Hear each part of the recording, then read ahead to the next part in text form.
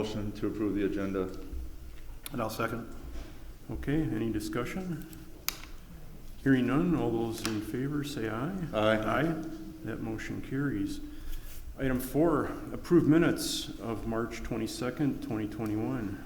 Make a motion to approve the minutes from March 22nd, 2021. And I'll second. Okay, motion by Ray, second by Bob. Any discussion? Hearing none, all those in favor say aye. Aye. That motion carries. Item 5, consent review and discuss April vouchers. I know there was one question on those. Yeah, our April vouchers, we did have one question, and it was in regards to 2 payments, actually 3 payments totaling $1,600 to the Bank of New York. This is for the administration fee for our debt payment. Okay. So in 2011, we had a debt payment, and within that debt, in 2011, we had a borrow. And within that borrow, we hired the Bank of New York to distribute our funds. So when we pay that debt payment annually, we pay it to them, and then they distribute it to the paying agent. So they are the paying agent for us. This is very common and happens with a lot of debt borrows. And I was just talking to Mike Clark from Robert W. Baird, and he said, because this is a QSEB debt loan, this is even more common. So that's what the $1,600 is for. You should see it annually until this debt is paid off. That's And the only question we had. is that the debt from 2011 or? Okay. Sounds good. Thank you. I will entertain a motion. I'll make a motion to consent the payment vouchers as presented in review with one thing that I did have questions. Oh, go ahead. Brett did answer most of them, but I would like to have a final report on those questions. Okay. Thank you. And I'll second that. So did you want to go over the questions or No, not? he needs time to. He's working on He's working on it. it? Okay. So motion by Ray, second by Bob. Any further discussion? Hearing none, all those in favor say aye. Aye. That motion carries. Okay, item 6, new business. Discussion with appropriate action. Item A, existing debt cost savings opportunities. Michael Clark with Robert W. Baird. Michael, the microphone is yours. I'll take this off. That's perfectly all right. Okay, thank you. It's nice to be here tonight. Thank you for the opportunity.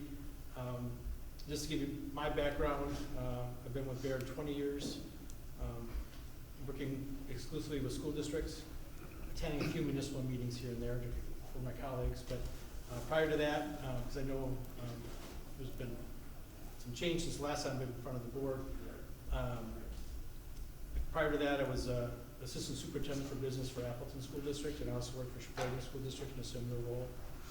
So for 11 years, so over 31 years of school-related experience.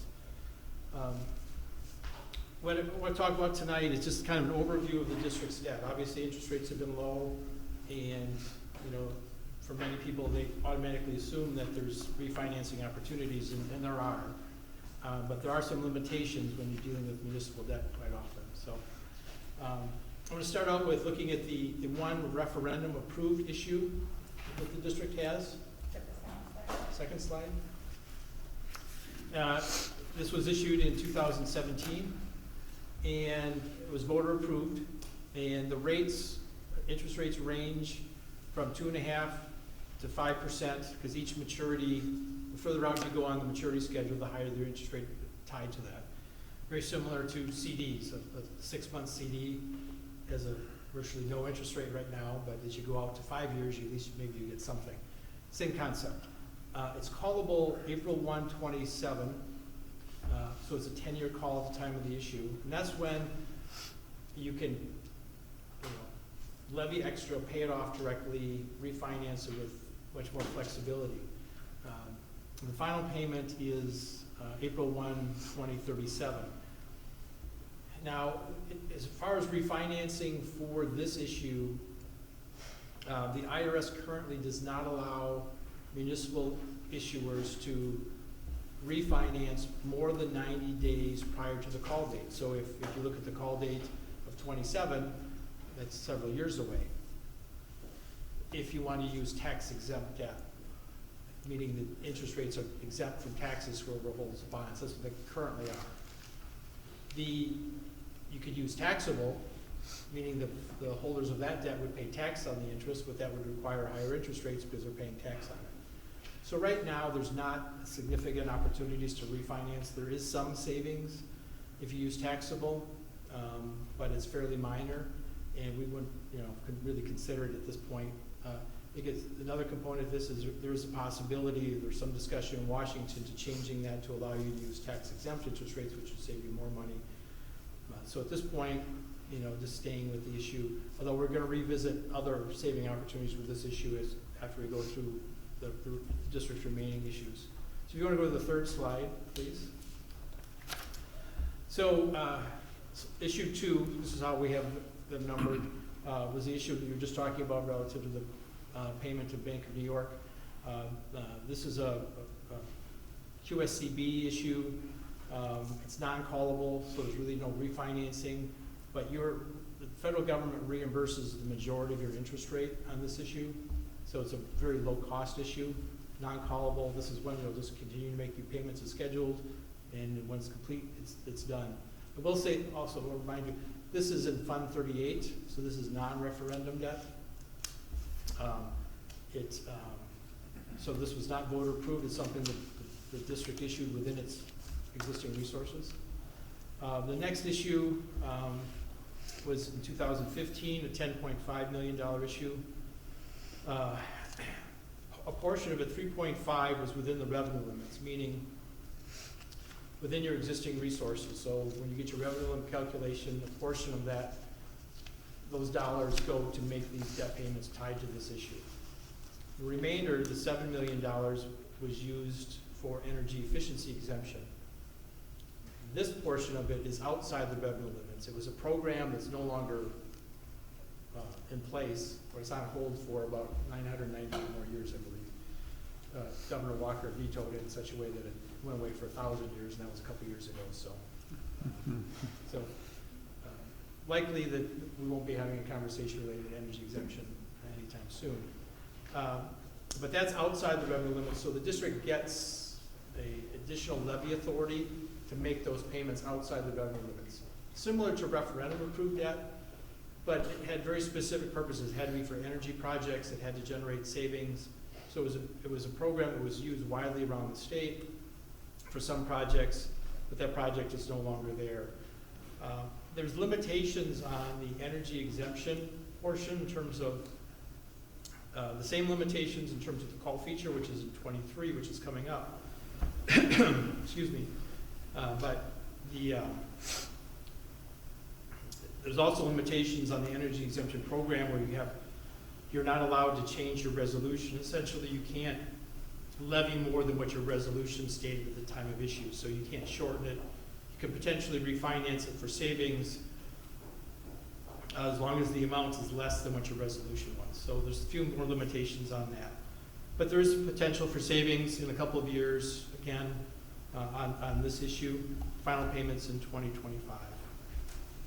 Oops, wrong way.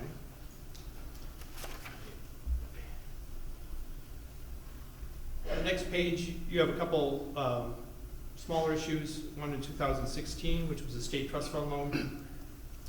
That one's callable anytime, with one window of August 15th through January 15th, where you can't refinance it, or January 1 through it's callable January 1 through August 31st. It's at 3%. There's a little bit of savings here, but given the small issue size, the small number of payments you have remaining, when you look at refinancing options, when you factor in costs of doing that, the spread isn't big enough, the issue isn't big enough to really generate much savings. If you were able to do it in combination with another issue where you could share in some of, like bond counsel costs, it might be an opportunity to look at it then. Fifth issue was issued in 2018, Fund 38. Again, the state trust fund was within your revenue limits. And then the next issue is within your revenue limits as well. The interest rates are higher, and It's kind of the same issue we have with the larger issue. That it's not callable until 26, so you'd have to use taxable. This is one that if the law changes to allow you to use tax exempt, it really probably would make sense to look at doing something with this one, if rates hold to where they're currently at. So, going back to the $84 million issue, you have remaining principal of $79.3 million, remaining interest costs of roughly $30 million as it's scheduled now. The other component of that, because the district is negative tertiary aid district, meaning that once you spend above a certain level, there's 3 levels to the aid formula. We'll look at a chart which makes it a little easier in a second. But first level, your rate of state aid, state's participation in the expenditures is higher. The second level is a little bit lower. In your case, on the third level, if you spend at that level, you actually lose $8 from your secondary. And that's where the district is at currently. So we would, in the district's aid percentage on that tertiary level, and again, this is true if it's well, teacher salaries, textbooks, utilities, school buses, whatever, any expenditure that gets you to that level results in a negative aid. Excuse me. Too many board meetings today. So we looked at historically, you've been somewhere between 35 and 45% negative aid on that tertiary level. Meaning in the current year, you're 20 or 45% negative tertiary. So that we would project over the life of the debt, even on using the more conservative 35% or close to the 45% where you're currently at, that the district will lose $38 to $50 million in aid. This was all factored into the referendum projections. So this isn't something new that wasn't accounted for in terms of the debt issue. I'll make that very clear. But so when you look at the cost of the debt, the principal is the principal. There's really nothing you can do there. The interest cost, you definitely want to look for some refinancing to lower interest opportunities. And another cost is to minimize that aid loss. I worked with Wauwatosa and Pewaukee, who are a very similar aid situation. Actually, Wauwatosa is worse. In a similar time frame, the Germantown went to referendum, and we were able to structure their debt so they didn't lose aid. Actually, Pewaukee might even be able to turn them from a negative aid into a positive aid district. So that's a pretty significant number, and it's a cost to the taxpayer because for every $8 you lose is $1 you have to make up for tax levy. So if you can minimize that aid loss, it can have a significant benefit. So again, as far as refinancing, I want to get back to that in a little more detail in a second. Refinancing for interest savings is definitely something. Again, we have the current IRS limitation that on debt that has calls that are out further into the future, you have to use a taxable debt. We're hoping that law changes. Right now, it's not a priority in Washington. We're not sure when we kind of get back to that discussion. We'll see. But we always look for those opportunities. Even using taxable, if rates are low enough, there could be some savings, but we don't see a situation that makes sense for the district at this time. Refinance, restructure for state aid savings. Again, it's not necessarily looking for interest savings, but trying to minimize that aid loss that you're realizing each year. You'd have to use taxable debt to do that, which you can kind of ignore the IRS limitation then. It's changing your pay structure and scheduling, which we'll get into in a few minutes, to group your cost into certain years, because within the aid formula that you only can lose 15% of your previous year. So the concept would be to not have any expenses that would lose aid in several years, pile all your expenses into 1 year, you'd lose your 15%, but it would be much less than what you would lose on an annual basis. And we'll get into that in just a bit. And the thing that makes that possible, and again, potential significant savings, we've done some preliminary things. We've been talking with DPI because there's a GASB statement 86, which DPI says they're going to follow, that would allow you to move to a structure where you wouldn't have any, you'd levy and deposit money, but the payments would be grouped in a way that you'd lose a lot less aid. And if we go back to, well, it was at $38 to $50 million of aid loss that potentially you could eliminate if structured correctly. Again, we've done some things, we did some things at Tosa and Pewaukee, but those were on the original issue, and they were more of a structure standpoint. Here, because the issue's already in place, but this GASB opportunity makes it doable. Part of the reason you're negatively tertiary is your growth in property value relative to the rest of the state. You've had some good growth. Even though last year, relative to the state, you were a little lower, but that's one of the factors. Because to get to that tertiary level, you don't have to be the super high spending district, you have to be average. That's the break point. So it's not like the district is spending wildly to get into the tertiary.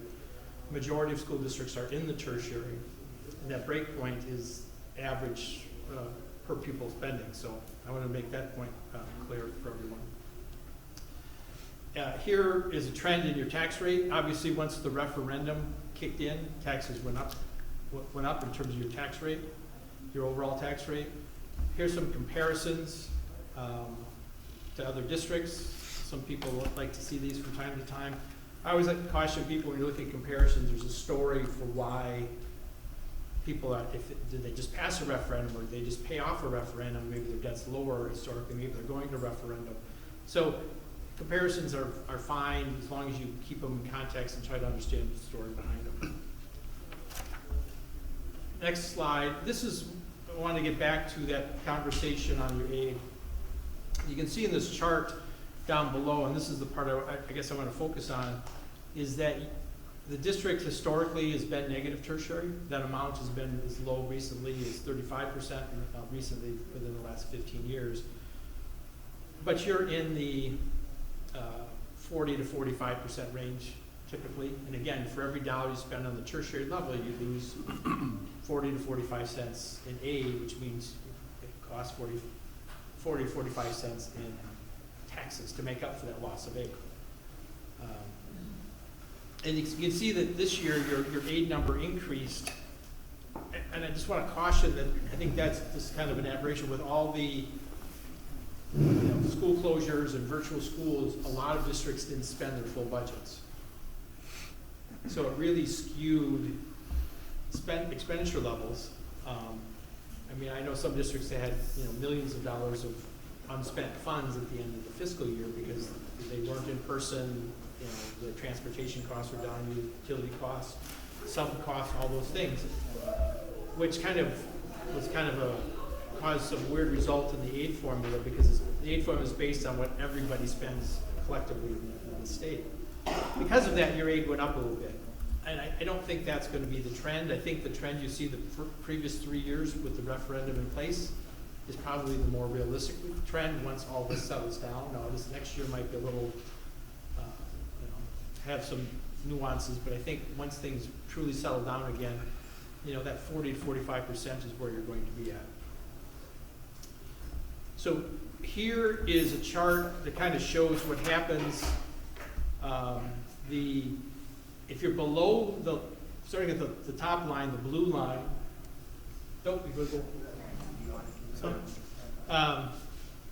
that's the primary, and there are districts that are above that level in terms of valuation per member. But if you're below that line, the state gives you some aid relative to your expenses. The maroon line is the secondary level. If you're below that line, the state participates in a smaller percentage, but participates and reimburses you for some of your expenses, essentially. The tertiary is the whitish line, at least on my picture is up there. If you're above that line, that's when the state, you turn into a negative aid. This is a graphic, I think, makes it a little easier to kind of understand what happens. So here's what's been happening relative to those lines for the school district. You can see that in 2018, you were actually below the line. And that is something we're trying to duplicate. There's two ways to do that. In this case, when the district issued the debt, the district received a premium, which is a revenue, and it's a deductible receipt. So when you sold the bonds, the district received more than the $84 million. You cannot spend more than $84 million for projects. The only thing that additional dollars can be used for is to pay debt. So the $84 million is the number for projects. But that extra money reduced your cost because you were given this money to help make your debt payments. So that lowered your expenses in that year, resulting you to drop out of the negative tertiary. The concept of the restructuring, looking at the GASB change and how DPI is interpreting those payments into a sinking fund, is something that the savings would come about by replicating that. Like I said, for Wauwatosa and Pewaukee, they have years where they don't have any debt payments hit their aid formula. That allows their aid to be higher, and then they spend their aid, or make their debt payments, their expenses go up. But it's a big payment, and their aid only goes down to 15%, typically above where they would have been at previously. So that's what turned like Pewaukee into a positively aided district. So that's what, if it's something the district would want to pursue and explore, that we tried to replicate what happened basically in 2018 by reducing your expenses. That year, it was reduced because of the revenue you had, but in future years, we'd want to reduce it by just not having qualifying payments. The district would be levying every year to fund its debt. So every year, but as opposed to making an actual debt payment, it would go into a sinking fund similar to an escrow account. And we would structure it in a way, and we've talked with Quarles, talked with DPI, and they're in agreement with how this would work, is that you don't, it's not considered a true expense. Now, we want to talk to the district's auditor as well, so it wouldn't go into the aid formula. So then you'd accumulate significant dollars over a 4 or 5 year period of time, and then spend all the dollars in that last year, significant amount. And right now, because every dollar you spend, you lose aid. Now when you spend in that one, we'll call it a balloon year, you only lose on the dollars up to the 15%. Anything after that, it's zero. In the years previous to that, you're gaining more aid than you would. So that's the concept in terms of looking at cost savings regarding the $84 million. In terms of potential interest savings, we've run some modeling based on working with DPI. We've kind of used this issue as kind of for our discussions. Would not cost any more, because again, it has to be taxable rate, so it would not cost any, think more in interest cost. There might be a small interest savings. And that's not even factoring in, because when it goes in the sinking fund, you'll be earning interest on that. We haven't even factored that in, so we do think there'd be some interest reduction. But the bulk of the savings would come from the structuring to minimize your aid loss. So it's a lot, and it's a newer concept, but it's things we've achieved in other districts. Not using the same mechanism, but different things to kind of avoid that aid loss. So with that, I'll take any questions that you might have. I don't have any questions, but when would we start working on the payment structure you were talking about? We've been working with Quarles and Brady, who the district uses for bond counsel, not specific to your issue, but just the concept, and they're in agreement. They've looked at all the laws pertaining to debt issuance and how sinking funds work, and so that's in place. But one of the requirements of that would be the need to issue a taxable debt. We've been working with DPI, so we're clear exactly how they're viewing the structure and how those deposits into the sinking fund would be made or classified, whether it be an expense or just a deposit. In relative to the GASB change, they've said they're going to follow the GASB law. So they've agreed that this, how we envision it, will work. The next steps, if the district would like to pursue this, is we'd work with the district. We would want to talk to the district's auditors, we envision that they'll follow the GASB requirement, but we haven't had that conversation yet. Our hope would be that potentially next month, come back with an update, kind of a final, and then actually show you what it may look like. Okay, And then if there's interest to move beyond that, then we probably look to do something, July-ish timeframe, if it's something the board wants to pursue, in terms of actual action to put the new structure in place, that July, August timeframe of this year, of this year. okay. I know there's lots to take in, especially if you're newer to school, finance, and understanding the aid formula.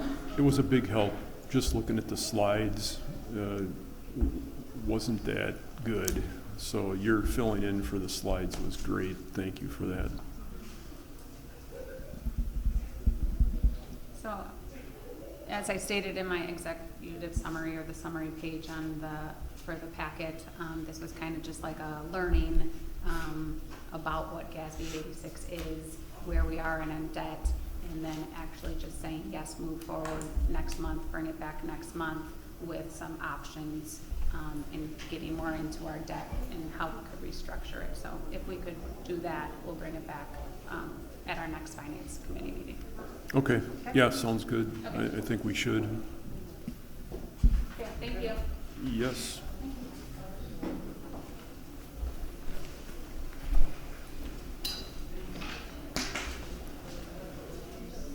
Okay. Item 6B, monthly purchase requests exceeding $15,000 in purchasing project bid results.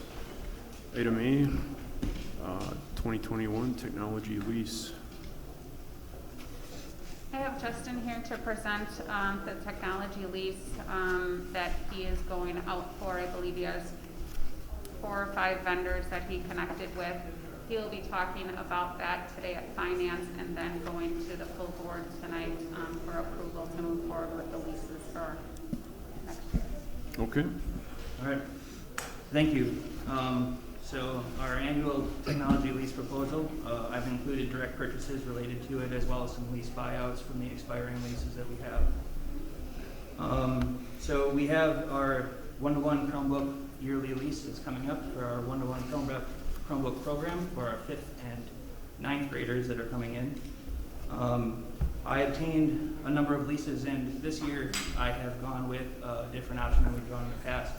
In the past, we've always done fair market value leases, which means at the end of the lease, we need to either purchase the lease at fair market, the devices at fair market value, or we send them back.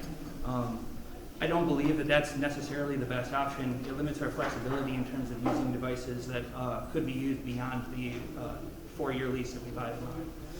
So I've included both of those options. Obviously, the dollar buyout lease option that I've presented is slightly more expensive because the vendor is not getting any value back at the end of it from the possibility of selling the devices for a fair market value. And so those leases are in there. Options are in there. Option A is our traditional fair market value lease. For the Chromebooks, the low bidder is American Capital with an annual payment of $39,142.09, and that's annually for 4 years. Option B is the dollar buyout, which is U.S. Bank with an annual payment of $42,187.12 over 4 years. And I recommend this option again. The Chromebooks, starting 2 years ago, they extended their auto update policy, which is the policy by which they get automatic updates. And it used to be 4.5 years for the lifespan of a Chromebook. They have now generally expanded that to 6. We would have the option of then repurposing these devices. While we might not send them back one-to-one, they could be used at the lower grade levels in our parts and in our specials areas. So, which is why I would recommend this option. Also, a little bit of a divergence from our past practices. I have separated out the different items to be leased. We're also going for 134 iPads.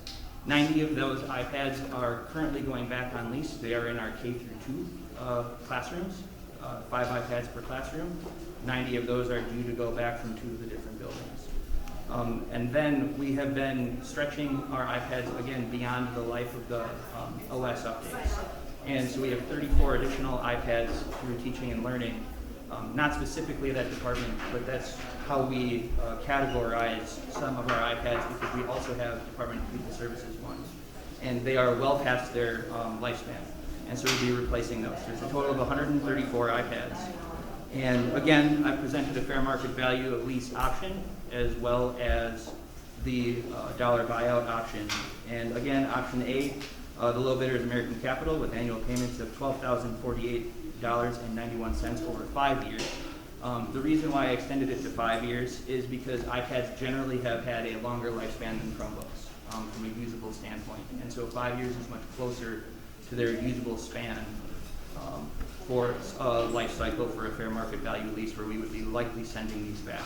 The dollar buyout option is through Apple financing with annual payments of $15,850.00 over 4 years. And again, this is the option that we recommend. As a background from the lease buyouts, and this is one of the reasons why I again suggest doing the dollar buyout lease, is we have Project Lead the Way laptops. When we removed the Project Lead the Way computer lab post-referendum in December, we started construction before the school year was out. That computer lab was removed. So we went and we purchased workstation replacement laptops, so nice big laptops with graphics cards in them, which is necessary to run some of that Project Lead the Way software. And we purchased those on a 4-year lease that would be due in December of 2021, so they would be due mid-school year. We believe that at least another 18 months can be had out of them. The lease buyout, as per the financer, is another annual payment. So we're paying another slightly over $14,000 to buy them out, but we're getting more than a year's use out of them. On our expiring lease, we have 124 desktops. I have gone through and I've worked with the teachers. We are eliminating 3.5 computer labs of desktops because of our one-to-one program. And to buy out some of those machines is what I'm proposing in order to replace some of our secretarial machines that will be going on 8 years old. So they're in dire need of replacement. And so we would be purchasing 62 of the 124 HP machines in order to do those replacements. And then finally, we have 124 monitors. We're still actually using monitors that are well over 12 years old in this district that are the VGA4 standard. The lease buyout for those is $3,100, which is honestly a steal in terms of having to replace those monitors as well for the desktops that we're buying out. Finally, some direct purchases. As per our standard practice, the 5th graders would be issued a Chromebook case. We got a bid through volume cases for $7,785 for the Chromebook cases for 5th grade, and then max cases for iPads for the protection of the iPads that we're investing in. And that total is $3,484 from CDWG.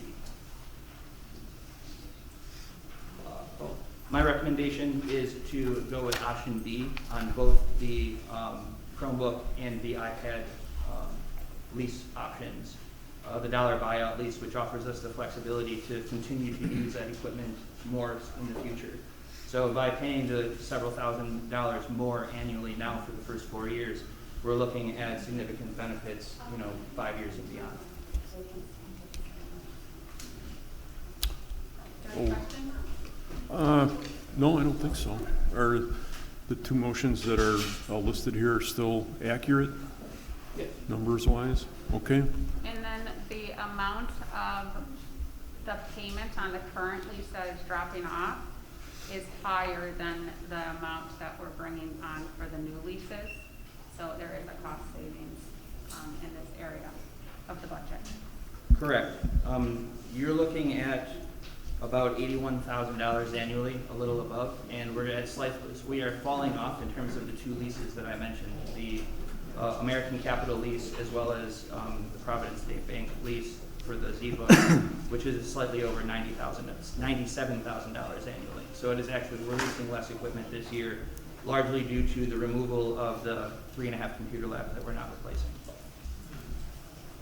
Is that 97 to 81 or just 80 or just 97? Okay, the actual leases that are falling off, right now, total amount in terms of annual payments of $97,117.25. Thank you. Okay. I will So entertain there's a two motion. recommendations that need to be brought forward. The first one I'll bring forward to the Board of Education with a positive recommendation to lease purchase Chromebooks option B in an amount not to exceed $168,748.48 and finance the lease purchase through a 4-year lease agreement with U.S. Bank as presented and charge the appropriate capitalization and leased accounts in the general fund. And I'll second that. Okay, motion by Ray, second by Bob. Any further discussion? Hearing none, all those in favor say aye. Aye. That motion carries. The second motion I'll bring forward to the Board of Education with a positive recommendation to lease purchase iPads option B an amount not to exceed $63,400 and finance the lease purchase through a 4-year lease arrangement with Apple Financing as presented and charge the appropriate capitalization and lease accounts in the general fund. And I'll second that. Okay, motion by Ray, second by Bob. Any further discussion? Hearing none, all those in favor, say aye. Aye. Aye, that motion carries. Okay, thank you, Justin. Item 7, unfinished business, discussion with appropriate action, 2021-2022 budget and ESSER/CARES funding update. Sure. As we proceed into our budgeting for the 2021-2022 school year, I'm going to continue to give updates to the Finance Committee as the months go on. So this is just an update. You received an update last month. So I just wanted to go through a couple points on how the budget process moves forward at the state level. So initially in February, the Department of Public Instruction will give their recommendation or their suggestions to the governor on what they think school districts need in the next 2 years, so 21 to 23. The governor then takes that, builds his budget, or doesn't take any other recommendations and builds his budget and gives it to legislation. Legislation then takes his recommendations or doesn't take his recommendations and builds their own budget. Once they build their final budget, it then goes back to the governor for final approval. So back up a little bit, DPI submitted it to the governor. The governor says, I'm not using anything you just recommended, and I'm going to come up with my own budget. He then created his own budget and gave it to Joint Finance Committee or legislation. Legislation says, we're not going to use any of your stuff. We're going to start all over from scratch. So that said, it's delaying the process of when we know what we're going to be getting from the state level. So right now they started all the way from scratch and they are wanting to hear from school districts. So the last week and today, school districts are going to basically present to the legislation saying, we need more money here. We'd like money in these certain areas and this will help our school district. So they're hoping to get a budget to the school districts by July. So that's when we will know the amount that we're going to get. So right now they're saying put some money on the revenue limit, $200 this year per pupil, $204 next year per pupil. That's what they're recommending. Due to COVID and the ESSER dollars that districts are getting, they're stating that we might not get additional dollars. So you might not get the 200 that they're recommending and the 204 that they're asking for the following year. So we're running scenarios with worst case scenario, best case scenario, and that's how we're building our budget for next year. So as of today, we're still in the same type of a deficit that averages around $2 million. And as I know more, I'll keep bringing it to the committee, but we're still running with a deficit. But we are looking into areas in which we can reduce the deficit because in October we will come with a balanced budget. The second update I wanted to give is regards to the ESSER or the CARES dollars. So as you know, the district was given about $71,000 in CARES dollars. We were given 75, but per state, we have to give a portion of that to parochial schools. So we were given about $71,000. The state then came up with ESSER $2. ESSER $2 is a little different than ESSER 1 because it is split. So right now, districts, okay, ESSER 2 is $700 million of ESSER $2.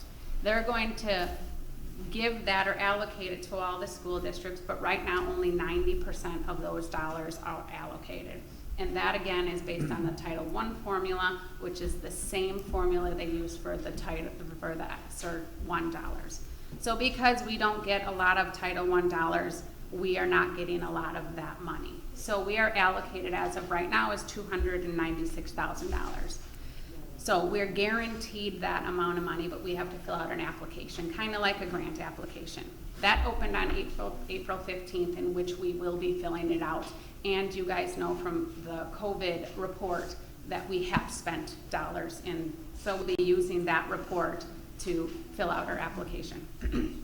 The other 10%, or $70 million of the $700 million, will be based on the number of in-person instructional minutes that each school district has had this current year.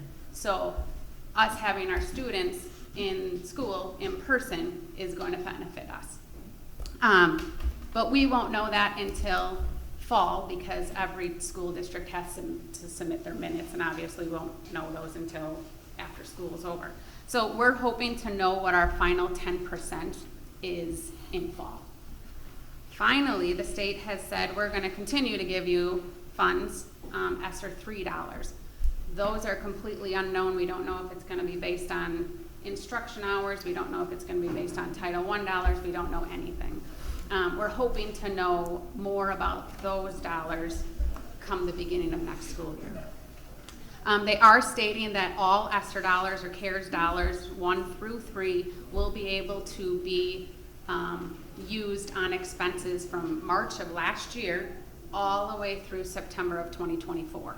So we will, as we are spending the dollars or filling out the applications, we'll come to the committee to make sure that you guys are on the same page with what we are submitting. So I wanted to give an update on both of those items and answer any questions if you had any. I don't have any questions other than we have a large crowd here tonight. School finance is a difficult thing. That's why we have a business manager to take care of that. Doing the budget it's a year-long process that ends in October when we vote on the final budget. So there's always a lot of unknowns at this time of the year and over the summer because we don't know what the state aid is going to be. If we ran our own homes this way, I don't think we could function, but you know, for the public school system, it's just fine because that's the way it works, you know, with the state government and so on. So thank you for that, Brittany. I don't have any questions on that. Okay, we can move on. Unfinished. Let's see, where are we? Okay, reports. Item 8, March variance report. Sure. This is the March variance report. It again goes through our expenditures and our revenues and our two largest funds, which is our general fund and our special education fund. We are spending as of March 31st about $1.4 million less than we did at this time last year. I did speak in past months about the debt payments. In previous years, we wouldn't put that payment in there, the transfer from Fund 10 to Fund 38, which is our debt payments. And now you can see in 2019 that actual payment came through. So instead of just trying to figure out the numbers because we did this earlier this year than we did in previous years, now all the numbers are accurate. So we are spending about $26.8 million so far this year compared to the $28.1 million, and that's in the general fund. Special education fund this year compared to previous year is a reduction about $380,000 so far as of March 31st. Revenue, as you know, and I've talked about in previous months, due to property tax payments being stretched over the year instead of people paying them in December, as they've done in the past years, we are receiving less currently, but throughout the year, we will receive the same dollar amount. So right now, our revenue in the general fund is about $300,000 less than last year, but our special education fund revenue is about $600,000 more. It's just because we've submitted our claims in a different pattern, so we're getting more money because we're asking for the money that is in our, I guess, in our state and federal grants. So we have a net revenue of about $300,000 more than our previous year. So currently we have a fund balance, and the fund balance is just a picture in time right now. It changes on a daily basis, a positive fund balance, but we are projected to have to go out for a short-term borrow to cover our cash flow of about $5 million at the end of June. We did do that last year. We are going to do it again this year, and hopefully as fund balance increases, we will decrease that because there's always interest based on borrowing. So do you have any questions on the March variance report? No, sounds good to me. Thank you. And I will entertain another motion. Motion to adjourn. I'll second. Okay, adjourned by Ray, second by Bob. Any discussion? Hearing none, all those in favor, say aye. Aye. That motion carries. That's it. We are adjourned at 7:01.